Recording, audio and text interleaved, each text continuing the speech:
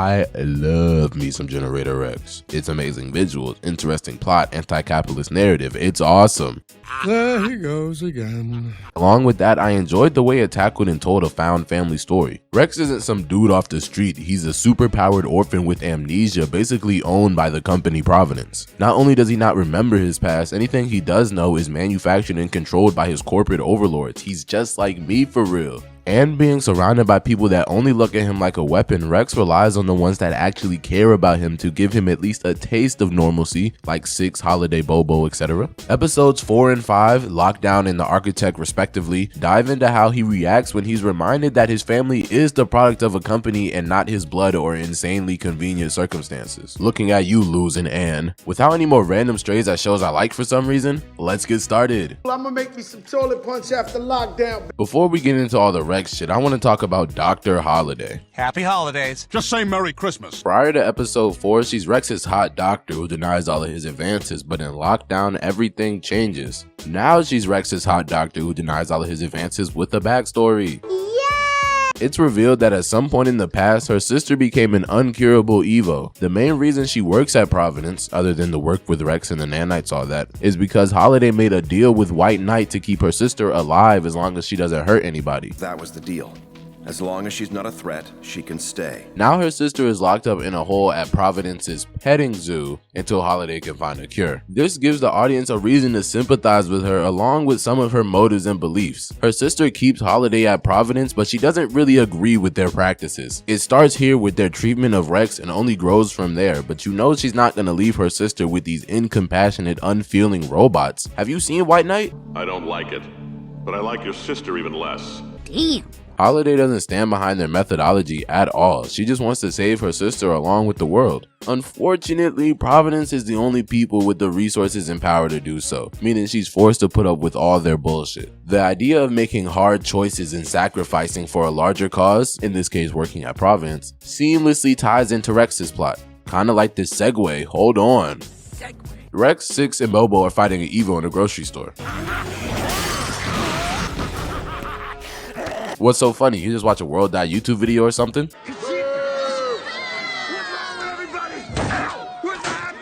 Okay, you're right. That's too much. I'm sorry. So you're right. Stop. Put the pitchforks down. The laughter is upsetting Rex a lot, getting him so worked up his powers malfunction. Shut your mouth!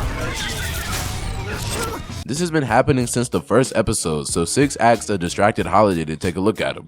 What happened this time? His abilities are directly tied to his emotional state. Once again, he's a 15-year-old orphan with amnesia and superpowers, so you can imagine how well that's going. Oh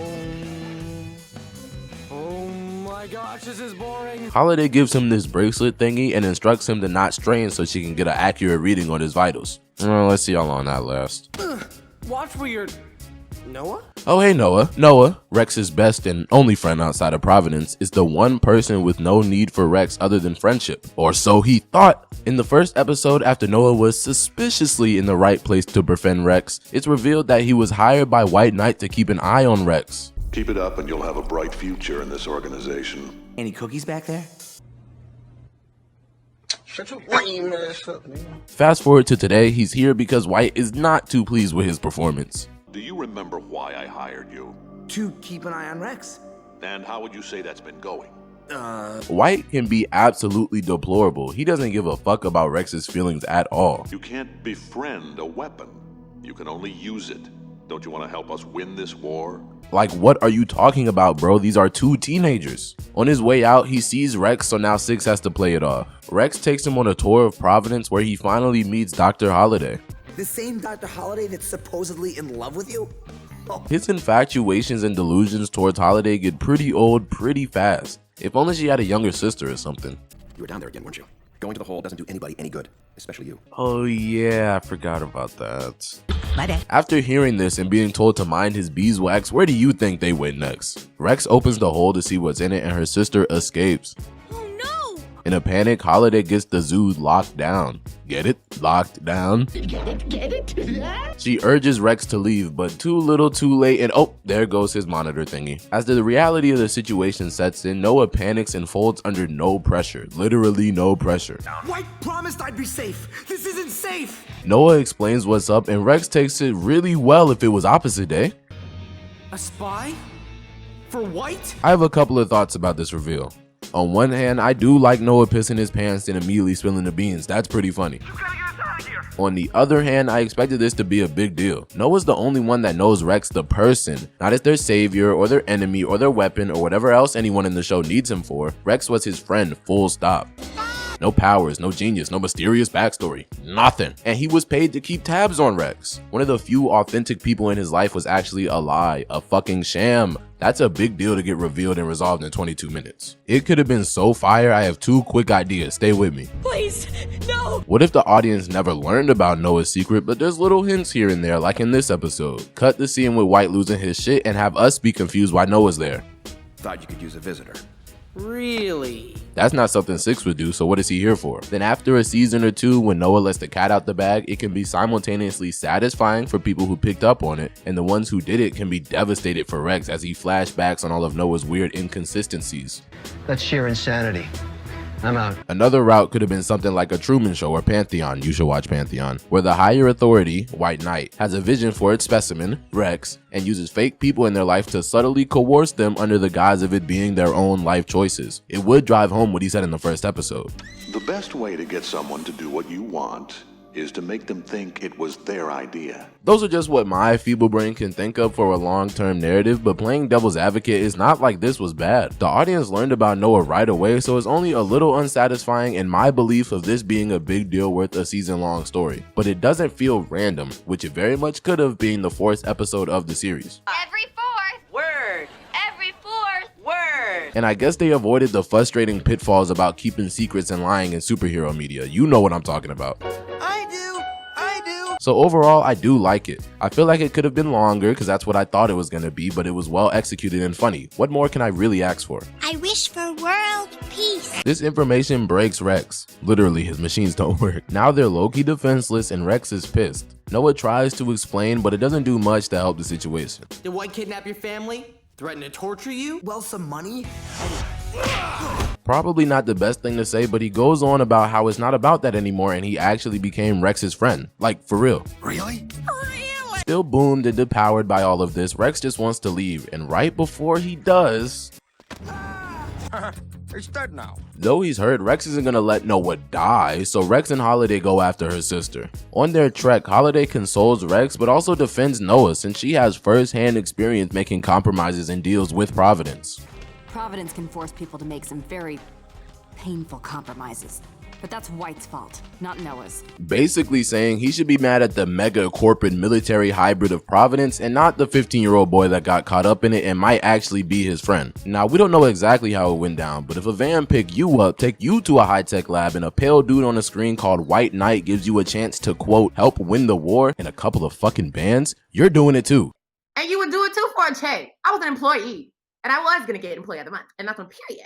Holiday's words help Rex come to terms with it and he forgives Noah. Yay! Earlier I implied that the reveal was a little rushed, but I think it works well. While the message of compromise might have come across better if Noah knew Rex before being a spy, then had to make a decision, him not knowing made for a better story. Noah did really become Rex's friend, but he was also making hella bread off him. Their short-lived friendship being a lie means if Rex never wants to see him again, that would be valid. An equally valid theory. But with the short length of their friendship and the words of Holiday putting everything in perspective for him, Rex not only forgiving but staying friends with Noah also makes sense. Again, not what I expected on my first watch, but considering the rest of the series, it doesn't need this cliche bullshit at all, and I'm more than satisfied with how it was handled. You know who's not satisfied? Rex has his life-changing epiphany, gets his machines back, and saves the day. Whoa, whoa, whoa. Give me one good reason.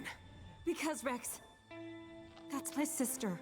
He's no longer mad at Noah, instead having some choice words for White Knight. I know about Noah. And if you ever try anything like that again, I'm coming after you, White. You won't be saving that office of yours. Who you know talking to the boss like that? He's tough, he's tough. Since he's an irreplaceable asset, Rex realizes he can do almost whatever he wants, telling off White and running away for one of the many times. Like, it's so much. I wanted to make a joke about this being the first time, but this is like the 4th time and it's the 4th episode. It was kind of an aesthetic choice by the architect. Where Lockdown shows some of the holes in Rex's weird corpo military family, episode 5, The Architect, shows exactly why that's still the best place for him. Maybe not personally, but in terms of helping others. If he wants to save the world, unfortunately, he has to work with Providence. That's why there's people like Six, Holiday, and Noah to keep him sane and remind him of what's at stake. I'm $4.99 steak. Picking up where he left off, Rex is on the run from Providence, but I gotta talk about the adults first again, specifically Six this time. Perfectly adequate. This one shows how he cares for Rex in his own special Six way. When Providence Tech can't find Rex, Six knows exactly who to talk to.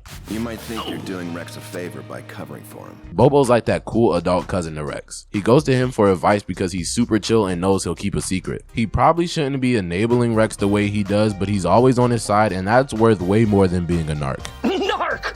When he's getting this information, Six admits to having more patience than White when it comes to dealing with Rex. And yeah, everybody in that organization probably has more than White, but Six, the brooding workaholic bad boy, saying it out loud is confirmation he cares. After being sent to the spring break beach, Six comes back with a better offer. Ever rat out Mike? Ooh, he's going west. Before following his manifest destiny and heading west, Holiday opens his eyes to what really matters. If we force him to come back, he'll just run away again. He has to want to be here. It needs to be his decision. She's right, you know. It just doesn't feel at least a little like a family and a home. It's gonna be difficult for a teenage orphan with amnesia to work. Jeez.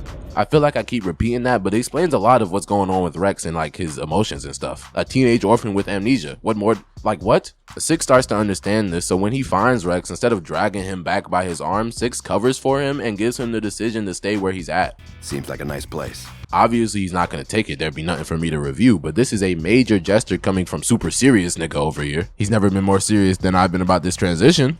Serious, Steven? Go! Though he's on the run, Rex is still solving Evo related issues, basically telling Providence he doesn't need them to be the hero he wants to be. After helping these people defend some cables, Rex is heralded as a blessing and welcomed into their secret society. A hidden village. Whoa, Rex, somebody might have that trademarked and you don't want the smoke. Tread lightly. Believe it! Jacob invites Rex over for dinner, and this is my favorite scene of both episodes. Only because for the next few minutes, Rex finally gets a genuine example of human connection in a chill family dinner. He's at a regular table having a useless conversation about meatloaf, and he can't get enough of it. Help yourself to seconds. Or thirds. Providence probably has the shittiest cat food for these workers, so I bet this home-cooked meal made with love tastes fantastic. Yes, I said home-cooked meal made with love, and it looks like it makes Plankton's hologram food. Holographic meatloaf? My favorite! Jacob then introduces Rex to the rest of the guild and explains why they're all in a hidden secret village. Under the guidance of the architect, I'm not doing the joke again, they're building this tower that he says will talk to nanites. Jacob also says, engineers like us weren't very popular after the nanite event. Which I kinda understand. People probably have less time for big machines because they're dealing with the millions of little machines and everything turning people into goop. Say, that's pretty impressive. For a popsicle. And I can only imagine what CEOs and tech bros would be doing if this happened in real life, so they probably all got laid off in favor of like nanite workers or some shit. SpongeBob, come in here. Rex helps them with all types of tasks and not only gets the thanks and recognition he never got at Providence, but he truly feels like he belongs to a community. Amazing what a little gratitude will get you. This place seems nice, but there are obvious things that hint at the sinister truth behind it all. Like in the way Jacob and presumably the rest of the people speak about the architect. The architect has made all this possible for us. It's kinda creepy, and they won't even slightly question him in fear of risking their family's well-being. It's extremely telling. Without him, we have nothing. Nothing. You can see he's so terrified for his family and community, he's willing to do anything for the architect. Anything? Yeah, anything. He even threw a shot at Rex. We can't just run away from our problems, Rex. Most people can't. He's right, don't get me wrong, but you were on his dick 2 minutes ago, bro. Be for real. Or the way the architect acts. Complete your duties. Super robotic and uncaring for the people he oversees. He won't even shake Rex's hand. How's it going? The power linkage team is Rude much? Everything just looks too good to be true, and that's cause it is. The architect is an android persona for this computer. My human designation is ZAG-RS. It can talk to nanites and believes they are a hindrance to its evolution, so it plans to blow them all up, meaning every living thing on the planet would be destroyed to keep this computer alive. That is of no importance to me. Surprisingly, Rex is not down with that sucker, but when he tries to explain to the people, they're just mad at him. This is unforgivable. Get a load of this guy. They are so horrified of losing this community they've built and so well manipulated by the architect that they don't believe him until Jacob is about to go in there and the thing just confesses because the tower is complete anyways. Your services are no longer required. It really is sad how much they feared / trusted the architect into almost ending all civilization, but it's too damn funny that when the truth is out, it pans to these dudes with the shock face. Maybe I have dumb little boy humor, but the guy in the middle and the niggas on the sides are killing me. You killed me. With everyone's help, and an insane amount of luck, Rex shuts down the device, saves the world, and everyone is able to stay inside their lovely community. It's gone. Must have uploaded to another location. Oh, I'm sure that's nothing. Ah, foreshadowing. Rex is offered to stay, but declines in favor of his actual home. Well, he's not here. This is when Six comes in and offers to let him stay like I said before, and while he doesn't take that offer, he does have a few demands. No more curfew. No. Second, I want to decide on my missions. No. Okay, but there's one change that absolutely has to be made or I'm through. Rex gets a home-cooked meatloaf dinner with the people he loves and cares about. Though it's not perfect, maybe I'll run away too. Go somewhere where my cooking is appreciated. I don't think he'd want it any other way.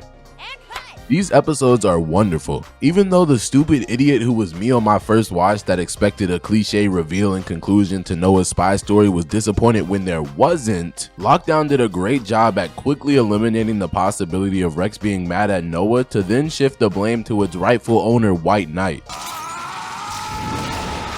Oh my gosh, I can finally talk about this nigga. White Knight in the first season is a great antagonizing authority figure. Rex, and for the most part the audience, is never privy to the true motives behind his orders. It's just, cure this evil the way I want, and if you don't, I'll kill it and everything in a 50-mile radius, so help me God. Initiate. It feels like an abuse of power sometimes, cause it is. So you love seeing Rex get his comeuppance, not by slapping White to the white meat, but by doing the job his way and succeeding on some malicious compliance shit, but it's not fake cringy Reddit stories, which is exactly what he did in The Architect. With no instruction from White or Six, he was able to save these people from evos, deduce that something fishy was going on in their hidden grotto, and save everything from spontaneous combustion, no fire force. Rex is completely capable and not just a weapon that needs its emotions controlled like he's Excalibur. Excalibur. Is it that obvious? I'm excited for the new Fire Force season. Excalibur. Thank you so much for watching this YouTube video. If you like, please like, subscribe, share, comment, all the stuff for the algorithm. You know how it goes at this point. And that's it for the regular shit. All my world Dottians, thank you for once again being here. If you like I already said all that. Why am I about to say it again? Thanks for watching the last video. If any of you watched that, most of you didn't, you should go watch that. It's a great video about Kids Next Door and all their episodes or whatever. Next video will be the next video. It definitely will be the next video. Yeah.